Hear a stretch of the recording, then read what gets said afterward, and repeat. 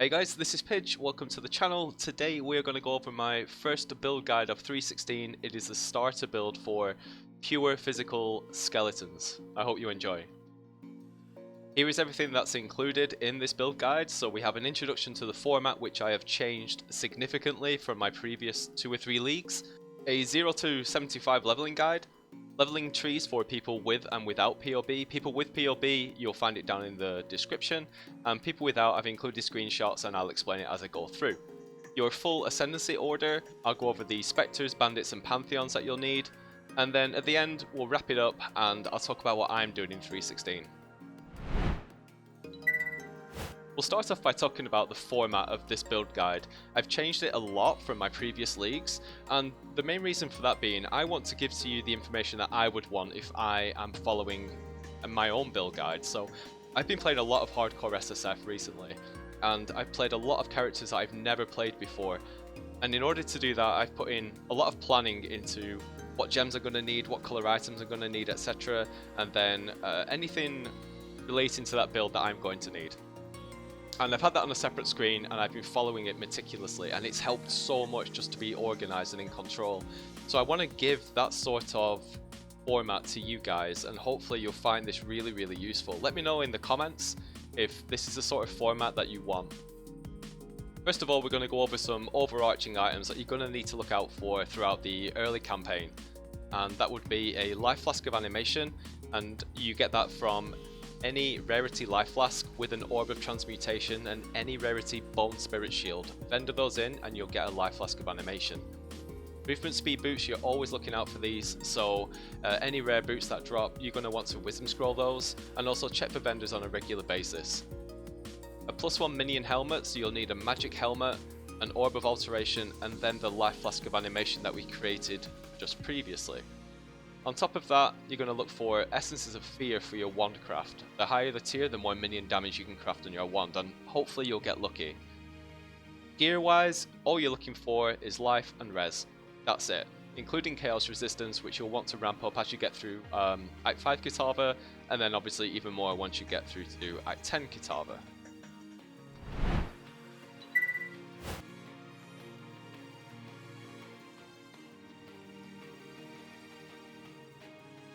And here is the format that I'm offering to you guys.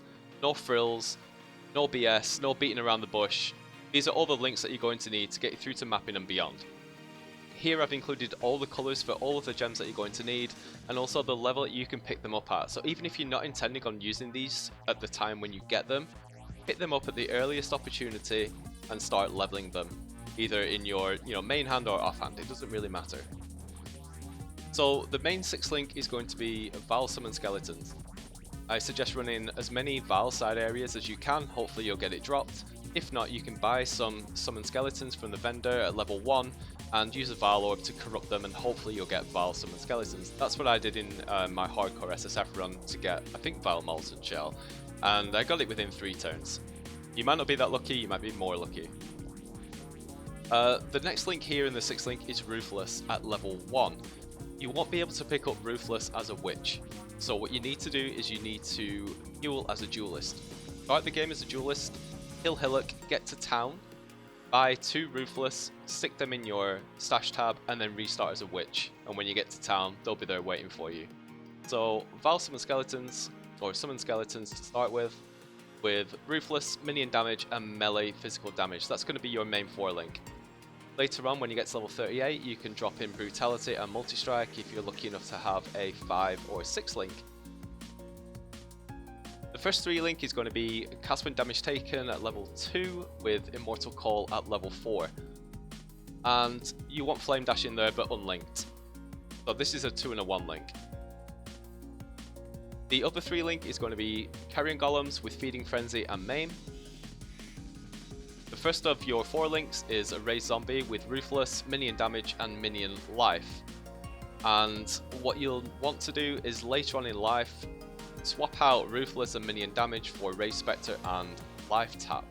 I don't suggest doing this until your Raised Spectre gem is around level 12 or 13, because your Spectres will just keep falling over and dying. And it's a bit annoying, to be honest, so I would stick with this 4 link until you level up your Spectre gem and then swap out. The next 4 link is Skitterbots with Unbound Ailments, Generosity and Dread Banner. The reason I put Clarity in here as an option is because if you're not running a Life Flask and you don't like running a Life Flask, there's an opportunity there to run Clarity instead of Unbound Ailments. So see how it feels for you. If you don't mind using a Mana Flask, then you don't need to worry about this. The last 4 link will be Desecrate with Vulnerability, Flesh Offering and Arcanist Brand. Until you get Arcanist Brand, you're going to want to be self-casting all of this, but it really doesn't take that long to get to level 38. In the unset rings, you're going to want Pride and Vitality. So make sure unset rings are in your loot filter, whether they're magic or rare. Obviously rare are better, but magic will get the job done to allow you to slot in all of these if you haven't managed to naturally pick one up.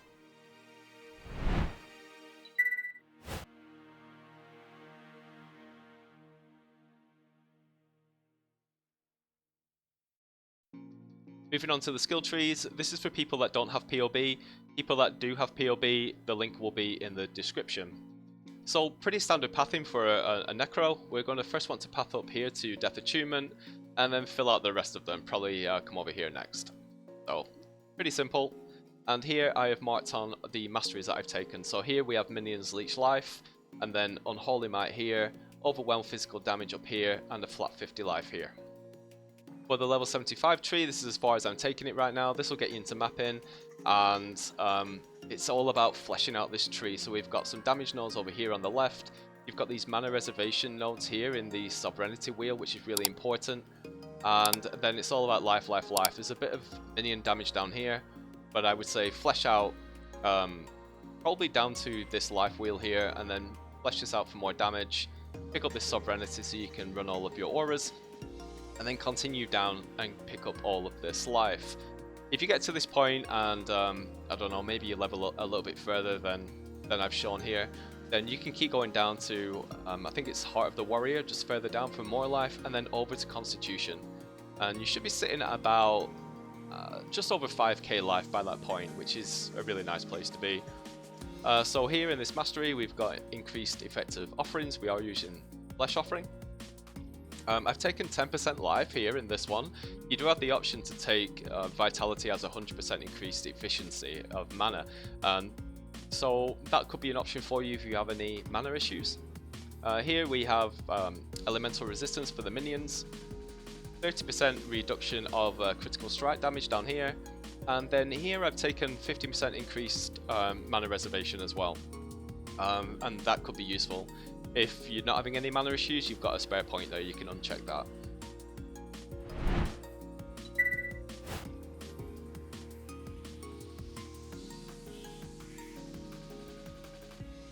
For the Ascendancy order, we're going to take Commander of Darkness, and then move into Mindless Aggression, down to Unnatural Strength, and then I'm going to suggest taking Bone Barrier because of the way that damage has changed in this league. You're going to want as many layers of defense as possible, and Bone Offering is so strong.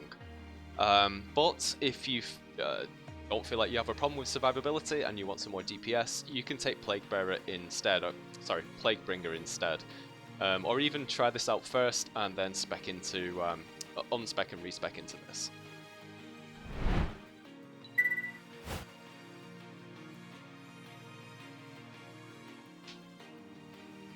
For the Spectres, we're going to use one Carnage Chieftain, one Host Chieftain. You pick both of those up in Act 7 Ashen Fields. Again, I wouldn't bother raising them until your Spectre Gem is about level 12, level 13.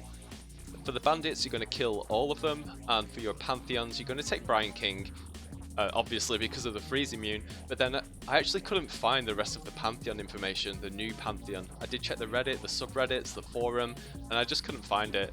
So the Shikari one here is based on 315, and it's pretty much an open slot, so once you get in game and to this point, you can pretty much choose which one you feel is best for you.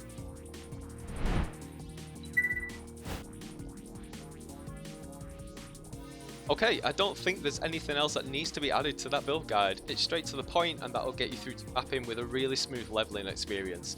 Skeletons are going to be strong, and it gives you a lot of flexibility after this guide to transition into all sorts of builds, like any Necro. You could either spec out and go Elementalist. The fact is, you've got a level 75 leveled which is the main thing here. So if aura stacking does become viable, we can start working on that. Maybe skeleton mages, which have been really popular the last couple of leagues. So all sorts of options. So what am I going to be doing in 3.16? Well, I don't know. I really don't know at this point.